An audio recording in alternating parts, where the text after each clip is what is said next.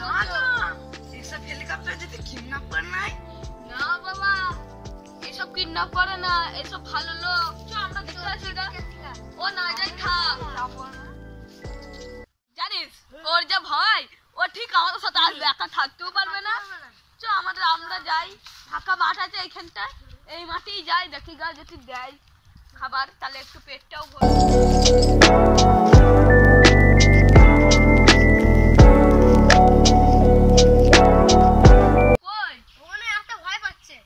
ফালতু ফালতু ভয় করছে, কোনো জিনিস নাই এখানে, একদম ফাঁকা মাঠ। চ আমরা যাই, আমরা ঘুরি। দাঁড়াই বন্ধু দাঁড়াও, আমি যাব।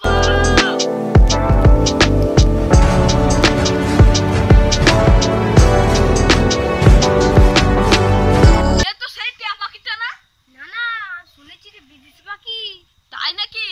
না এটা তো আমি তো প্রতিদিন রিমোট খেলি।